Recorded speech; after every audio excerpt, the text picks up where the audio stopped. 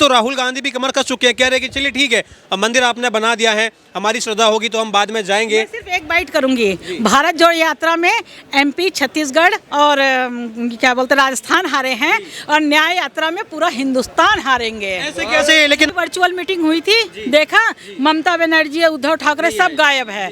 तो फिर कहाँ का एक गठजोड़ वो होता है जहाँ पे सब एक साथ हर तरफ से तत्परता दिखे। राम अयोध्या एक झांकी है, मथुरा काशी बाकी है। क्या राहुल गांधी क्या पीएम बन सकते हैं? क्या लग रहा है पॉलिटिकल मैच्योरिटी आ गई है राहुल गांधी पे? अरे उनके अंदर पर्सनल मैच्योरिटी नहीं है, पॉलिटिकल मैच्योरिटी तो बहुत ही बड़ी चीज़ है। I don't think he is capable कि वो इंडिया, वो लोगों के बीच में ही रहें तो बढ़िया है। वो रिप्रेजेंट नहीं कर सकते इंडिया को, इज व्हाट आई थिंक। नहीं, बिल्कुल भी नहीं कर सकते। मैम 2024 में लोकसभा चुनाव है, प्रधानमंत्री तो तैयारी कर चुके हैं कि हम सरकार रिपीट कर रहे हैं, राम मंदिर का भी कहीं ना कहीं भव्य दिव्य नव्य जी होना भी चाहिए, होना भी चाहिए। बिल्कुल आएंगे। तो राहुल गांधी भी कमर कस चुके हैं, वो भी न्याय यात्रा निकाल रहे हैं मोदी के खिलाफ। राहुल गांधी की आप क्या बात कर रहे हैं बताइए? जिस बंदे को ढंग से बोलना तक नहीं आता, वो बंदा मतलब सोच भी नहीं सकते कि उसको देश की बागडोर उसके हाथ में सौंप दे। लेकिन कह रहे हैं कि देश में जब से मोदी सरकार आई है तब से अन्याय हो रहा है, सामाजिक अन्याय, राजनीतिक अन्याय, धार्मिक अन्याय हो रहा है, तानाशाही का माहौल हो गया है देश में, लोकतंत्र की हत्या हो रही है। ये सब ये तानाशाही कहीं दिख रही है? सब अपनी फ्रीडम से घूम रहे हैं, सब मजे कर रहे हैं, कुछ भी नहीं है। जिनके दिमाग सोच में तानाशाही चल रही है ना, जिनको सिर्फ मोदी विरोध करना है, मोदी विरोध करते करते वो लोग देश विरोध पे पहुंच गए हैं, अब राम विरोध पे पहुंच गए हैं। और बताइए क्यों नहीं जा रहे वो रामलला के उसमें? पूरा देश राम में हुआ है इस समय, और वो क्यों नहीं जा रहे हैं? अरे तुम्हारी मोदी से विरोध चलता है, राम से तो कोई दुश्मनी किसी की नहीं है, वो क्यों नहीं जा रहे हैं? वो तो कह रहे हैं कि जो 22 जनवरी है ये भाजपा का, आरएसएस का इवेंट हो रहा है, बीजेपी भक्तों का इवेंट है, राम भक्तों का इवेंट नहीं है। भैया हिंदुओं का इवेंट है, हिंदुओं का इवेंट है। 500 साल की तपस्या के बाद ये दिन, हम लोग कितने लकी हैं कि हमें ये दिन देखने को मिल रहा है। हाँ, है ना? हम लोग मतलब बहुत भाग्यशाली, हमारी कितनी पीढ़ियां इस दिन के लिए चली गई, और आज जब हमें ये दिन देखने को मिल रहा है तो वो भाजपा का कैसे हो गया? ये तो पूरे हिंदुस्तान का है, पूरे एक एक देशवासियों का है। अच्छा, आपने भी कहा कि ये कहीं ना कहीं जो है हिंदुओं का एक दिवाली का त्यौहार हो गया 22 जनवरी, लेकिन विपक्ष बार बार कह रहा है, अखिलेश यादव है, पहले जब उन्हें इनवाइट नहीं किया गया था तब वो कह रहे थे मुझे इनवाइट नहीं किया गया, जब आलोक जी उन्हें इनवाइट करने गए तो कह रहे कि जो व्यक्ति मुझे इनवाइट करने आ रहा है मैं उसको पर्सनली नहीं जानता, इसलिए मैं नहीं जाऊंगा राम मंदिर, ये भाजपा का इवेंट है, हम क्यों जाएं इसमें? देखिए, ये मंदिर की स्थापना है, इसमें आप कोई किसी को बुलाएगा नहीं, आप खुद जाएंगे। ठीक है, आपके भगवान हैं जितने उतने मेरे हैं, आपको कोई बुलाने नहीं आएगा, भगवान किसी को बुलाने नहीं जाते, सब खुद चल के जाते हैं। अगर आपके अंदर श्रद्धा है आप जाइए। मोदी जी पूरे देश को बोल दिया, सबको उन्होंने इनवाइट कर दिया है, ग्लोबली इनवाइट कर दिया। अब इससे ज़्यादा आप पर्सनली सबको इनवाइट नहीं करेंगे। इज़ द प्राइम मिनिस्टर, वो इतने फ्री नहीं है अपनी ज़िंदगी में। आपकी श्रद्धा है, आप भी देश के ऑनरेबल मिनिस्टर रह चुके हैं, आपको खुद से आगे बढ़ के जाना चाहिए, इज़ व्हाट आई बिलीव। लेकिन जो पूरा इंडिया अलायंस बना हुआ है 24 में, जो दावा कर रहा है कि हम मोदी को उखाड़ के फेंक देंगे, वो एक बात और कहता है कि ये भाजपा ने भगवान राम को बीजेपी का प्रत्याशी बना दिया है। अब 24 के चुनाव में भाजपा चुनाव लड़ रही है, राम के नाम पर इन्हें खड़ा कर दिया चुनाव में, और इनके नाम पे वोट लेंगे, इनके नाम पे सत्ता में आने की। सुनिए, जब बीजेपी कुछ ढूंढ लीजिए ना, ऐसा आप भी ढूंढिए, आप भी ढूंढिए, आपने काशी लाइए, आप भी कुछ लाइए। हाँ, देंगे। मथुरा काशी लाइए, अभी तो बाकी है, अभी तो खाली राम अयोध्या एक झांकी है, मथुरा काशी बाकी है, तो आप लाओ। मैं ये कह रही हूँ, बीजेपी ऐसी पार्टी है, जब 1980 में ये पार्टी बनी थी तब इसी ने सबसे पहले अपने उसमें मतलब राम जी का मंदिर बनवाने का सब ये लिया था, है ना? तो जब आज वही उन्हीं के राज्य में आया है तो हम और क्यों नहीं, ये लोगों ने 70 साल में बनवा दिया, क्यों नहीं? 70 साल 65 साल तो इन्होंने राज किया, क्यों नहीं किया? बता दे एक बार। करना चाहिए था, आगे बढ़ते तब पूरा देश उनके साथ होता, क्यों नहीं किया? आज जब बीजेपी जब कर रही है तो फिर क्यों ये इतना परेशान हो रहे हैं? भाई हम तो बीजेपी को जानते हैं, हमने तो शुरू से बचपन से ही हमने मोदी जी मतलब बीजेपी को ही वोट दिया है, मेरे पापा वगैरह सब बीजेपी के ही थे, तो आज तो हम खुश हैं भाई। 10 साल से हमारा बीजेपी का राज चल रहा है और इतना बढ़िया चल रहा है, कहाँ विकास नहीं हो रहा है? एक बात बताइए, आज हमारी सेना सशक्त हो रही है, आज मतलब सड़कें रोडें इतनी सारी बन रही हैं कि देख के खुशी होती है। आज हमारे मतलब मुझे तो सबसे ज़्यादा खुशी जो हमारे सारे धार्मिक स्थल है एक से बढ़कर एक। काशी विश्वनाथ, मैं जब छोटी थी, हम बनारस के ही हैं, जाती थी, वहाँ दर्शन करने लायक नहीं होता था। और आज वो कॉरिडोर आप जाके देखिए, क्यों नहीं इन लोगों ने इतने साल में ये सोचा, क्यों इन्होंने हिंदुओं को हमेशा पीछे रखा? क्या हिंदू इस देश के नहीं है? टैक्स हम नहीं देते हैं? हम भी तो देते हैं। तो फिर क्यों हमारे साथ ये भेदभाव होता रहा? क्यों कांग्रेस हमेशा, कांग्रेस ने हर चीज़ में मुस्लिम तुष्टीकरण ठीक है, वो भी इस देश के नागरिक हैं, लेकिन बराबर तो लेके चलिए आप। हिंदू ज़्यादा हैं, एक ही देश है हमारा हिंदुस्तान। तो बस सरकार में लेकिन आपने कहा कि एक सेकंड में सर आप पे आता हूँ। आपने कहा कि कांग्रेस जो है वो तुष्टीकरण करती आई है। कांग्रेस हो या ममता बनर्जी हो, टीएमसी हो, आरजेडी हो, जेडीयू हो, तमाम जो पार्टियां हैं, चाहे वो डीएमके हो, साउथ से हम बात करें, तमाम पार्टियां कह रही है कि बीजेपी ने धर्म को एक राजनीतिक मुद्दा बना दिया है। 24 के चुनाव में अगर मंदिर की हम बात ना करें तो भाजपा ने ऐसा कोई भी काम नहीं किया है। 80 करोड़ देशवासी हिंदू हैं।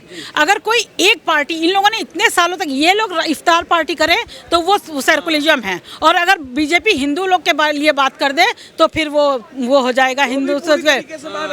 हाँ, तो आपको लग रहा है, अच्छा अब तो राहुल गांधी भी कमर कस चुके हैं, कह रहे हैं कि चलिए ठीक है, अब मंदिर आपने बना दिया है, हमारी श्रद्धा होगी तो हम बाद में जाएंगे। मैं सिर्फ एक बाइट करूंगी, भारत जोड़ो यात्रा में एमपी, छत्तीसगढ़ और क्या बोलते राजस्थान हारे हैं, और न्याय यात्रा में पूरा हिंदुस्तान हारेंगे। ऐसे कैसे? लेकिन अब तो वो मणिपुर से मुंबई 6700 किलोमीटर की पैदल यात्रा कर रहे हैं। कहाँ रहते हैं? जब चुनाव आता है तब उनकी यात्रा शुरू हो जाती है, उससे बाद वो गायब रहते हैं, कभी रहते हैं। ये राजनीतिक नहीं, ये वैचारिक लड़ाई है। और ये जो मोदी लोकतंत्र की हत्या कर रहे हैं, जो विचार को, संविधान के विचार को दबा रहे हैं, इसके 10% लोगों की ये वैचारिक लड़ाई है। बाकी हिंदुस्तान की, यहाँ तक मैं तो कहती हूँ मुस्लिम भाई लोग भी हमारे साथ हैं, बिल्कुल साथ है। वो उन लोगों को भी दिख रहा है कि क्या क्या चीज़ें उन्हें, क्या क्या मोदी जी ने जितनी योजनाएं चलाई हैं वो सबको मिल रही हैं, और जो मिल रही हैं वो मोदी जी को ही वोट देगा, चाहे कुछ भी हो जाए। आप क्या मानते हैं, क्या ये राम मंदिर का देखिए निर्माण, आपने भी कहा कि 500 वर्षों की जो तपस्या थी, जो कुर्बानी थी कार सेवकों की, वो कहीं ना कहीं जो है आज जाके रंग लाई है। प्रभु श्री राम को अपना भव्य दिव्य घर मिल गया, क्योंकि सबको अपना घर मिल गया था। हम लोग इंसान अपने घर में थे, भगवान जो थे वो टेंट में थे। लेकिन बार बार विपक्ष कहता है कि इतना जल्दी क्यों, चुनाव नजदीक है, आपने 22 तारीख ही क्यों चुना, चुनाव से ठीक पहले ही क्यों चुना, आधा अधूरा मंदिर बना हुआ है, आधे अधूरे मंदिर में आप जो है प्रतिष्ठा करवा रहे हैं, तो आप तो सनातन का अपमान कर रहे हैं। आप हिंदू धर्म में पढ़िए, किसी भी मंदिर बनने में कई साल लग जाते हैं, लेकिन अगर मंदिर का गर्भगृह तैयार हो जाता है तो वहाँ भगवान की स्थापना की जा सकती है। और गर्भगृह तो तैयार है तो वहाँ रामलला आराम से कितने साल और बैठेंगे, टेंट में बैठेंगे। इतने सालों की प्रतीक्षा के बाद जब ये दिन आ रहा है तो उसमें भी अभी भी इन लोगों को, देखिए उनको तो राजनीति करनी है, अगर वो लोकसभा चुनाव के बाद भी करेंगे तो भी वो यही कहेंगे कि मोदी जी तो राजनीति करते हैं। हम लोग तो बहुत खुश हैं कि हमारे रामलला अपने उसमें आ रहे हैं। मंदिर मान लीजिए अभी नहीं, इस लोकसभा चुनाव के बाद में इसकी तारीख होती तो क्या भाजपा सत्ता में आ जाती क्या? बिल्कुल आती भाई। भाजपा तो लोकसभा चुनाव में ऐसे ही आना है, उसका समझ लीजिए कि 80% वोट तो भाजपा के साथ है। अब तो कह रहे हैं, लेकिन पश्चिम बंगाल में ममता बनर्जी है, वो इससे पहले मोदी जी को रोक चुकी है सरकार बनाने से। पंजाब में अरविंद केजरीवाल है, वो रोक चुके हैं मोदी लहर को वहाँ सत्ता में काबिज होने से। जब कुछ ऐसे नेता का गठबंधन हो चुका है इंडिया अलायंस में, जहाँ अरविंद केजरीवाल, ममता बनर्जी, एम के स्टालिन, उद्धव ठाकरे। एक बात कहती हूँ, अरविंद केजरीवाल दिल्ली और पंजाब में है। दिल्ली और पंजाब में भाजपा, देखिए लोकसभा की तो 7 सीटें बीजेपी जीती है, लेकिन उसमें पहले शीला दीक्षित थी और अब क्या बोलते हैं केजरीवाल है। वहाँ पे उन्होंने बीजेपी का वोट नहीं काटा, उन्होंने कांग्रेस को पीछे किया है।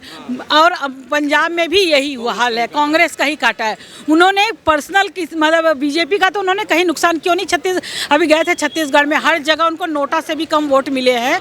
तो फिर कहाँ है केजरीवाल? कह रहे कि जहाँ कांग्रेस कमजोर हो रही है वहाँ पर आम आदमी पार्टी जो है वो विकल्प बन रही कांग्रेस का, मजबूत हो रही है। ये खाली सिर्फ कांग्रेस का ही वोट ले रहे हैं, बीजेपी का ये कुछ नहीं बिगाड़ सकते हैं, नहीं बिगाड़ सकते। नहीं।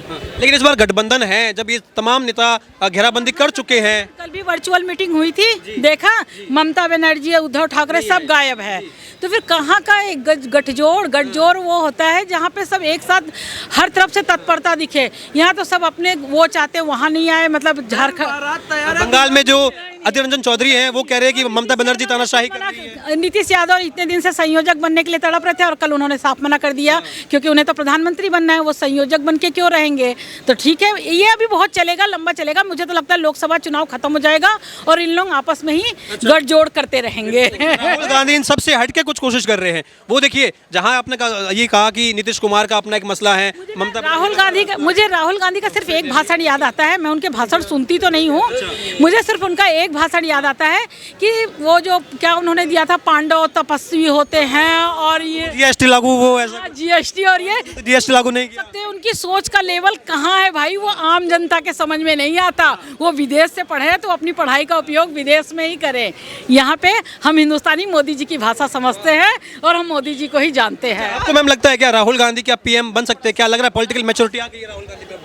अरे उनके अंदर पर्सनल मैच्योरिटी नहीं है, पॉलिटिकल मैच्योरिटी तो बहुत ही बड़ी चीज़ है। आई डोंट थिंक कि ही इज़ केपेबल कि वो इंडिया, वो लोगों के बीच में ही रहें तो बढ़िया है। वो रिप्रेजेंट नहीं कर सकते इंडिया को, इज़ व्हाट आई थिंक। नहीं, बिल्कुल भी नहीं कर सकते। जा रहे हैं, वो अपनी बातों को तो समझाएं, कम से कम बातें लोग समझ, उनकी बात ही नहीं लोग समझ पाते, वो कहना क्या चाहते हैं। मैं तो बस यही पूछती हूँ, कहना क्या चाहते हो भाई? भाजपा के आईटी सेल जो है ये मुझे बदनाम करने की कोशिश करती है, मेरी छवि को डैमेज करने की कोशिश। जो वो भाषण देते हैं वो क्या भाजपा उनको लिख के देती है भाई? वो खुद ही उनके लोग जो उनके साथ वो टुकड़े टुकड़े गैंग के लोग जुड़े हुए हैं ना, वो हाँ कन्हैया कुमार जैसे लोग, वही उनकी बर्बादी का कारण है। नहीं तो अगर वो सही ढंग से मेहनत करते, पूरा हर समय लोगों के साथ लगे रहते, तो शायद जनता सोचती भी। अब तो मैं ये सोचती हूँ कि जो लोग अब कांग्रेस को राम मंदिर के जब उन्होंने न्योता ठुकरा दिया है, अब जो लोग कांग्रेस को वोट देंगे, मैं तो ये सोचती हूँ कि बस वो लोग अपने मतलब अब धर्म के खिलाफ जा रहे हैं। अच्छा देखिए, ये राहुल गांधी हो या चाहे सैम पित्रोदा हो, राहुल गांधी के बड़े करीबी है सैम पित्रोदा, वो भी कहते हैं कि ऐसा प्रधानमंत्री जो बार बार मंदिर जाता है, इससे लोकतंत्र कमजोर होता है। और राम मंदिर बनने के बाद में भारत में समझिए आप लोकतंत्र खत्म हो जाएगा। राम मंदिर बनने के बाद में एक अंधविश्वास का माहौल बन जाएगा और लोकतंत्र संविधान खत्म हो जाएगा। सैम पित्रोदा ने, उसका नारा असली नाम क्या है? सत्यनारायण गंगाराम पित्रोदा।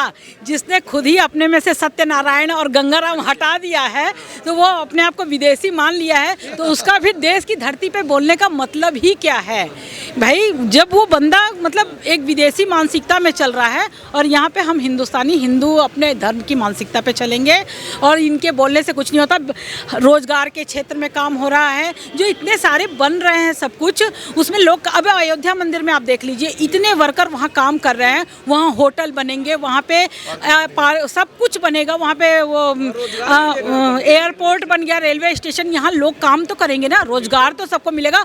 वहाँ इतने लोग आ रहे हैं, फूल वालों का रोजगार बढ़ेगा, हर सबका वहाँ मतलब जमीन से जुड़े लेकिन ऊपर तक के सबको रोजगार, वो हिंदू मुसलमान हो, कोई भी हो, जब वहाँ का वो जो हाँ सब भाई, सबको रोजगार मिलेगा, काम मिलेगा।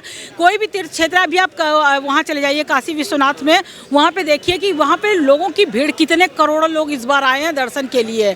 तो वो लोगों को क्या, वहाँ पे उन लोगों को काम नहीं बढ़ेगा? ई रिक्शा वालों से लेके सबका कार्य वहाँ पे सबको। बार गठबंधन हो, चाहे राहुल गांधी बार बार क्यों कहते हैं कि मोदी योगी के राज में मुसलमान अंडर अटैक है, क्रिश्चियन अंडर अटैक है, सिख अंडर अटैक है? बताइए, पहले अभी मैं बता रही हूँ, आज से 10-15 साल पहले जब हम किसी बस में बैठते थे, किसी ट्रेन में बैठते थे, तो उसमें लिखा होता था कि लावारिस वस्तुओं को न छुएं, तुरंत पुलिस को सूचना दें।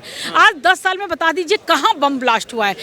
कोई भी कांग्रेसी अगर एक बात बता दे कि यहाँ पे बम ब्लास्ट हुआ है, तो मैं उसी दिन कांग्रेस को वोट देना शुरू कर दूंगी। कहीं बम ब्लास्ट हो रहे हैं, कहीं मतलब आतंकवादी घटनाएं सिर्फ कश्मीर तक ही सीमित हैं और कहीं नहीं हो रही हैं। अब क्यों नहीं? अब ये दिल्ली में हम इतने आराम से खड़े हैं, पहले डर लगता था कि कब कहाँ बम ब्लास्ट हो जाए। आप ही सोचिए कितने धमकी मिल चुकी है सरोजनी मार्केट को और दिल्ली के कनॉट पैलेस को, धमकी मिल चुकी है। मोदी है तो कुछ भी नहीं हो सकता, धमकी देने वाले खुद जाएंगे अंदर। हम लोगों को बहुत भरोसा है, हम तो योगी सरकार वाले हैं, बहुत खुश हैं। तो ये आपको लग रहा है रिपीट होने वाली सरकार को दोहराएंगे? बिल्कुल बिल्कुल।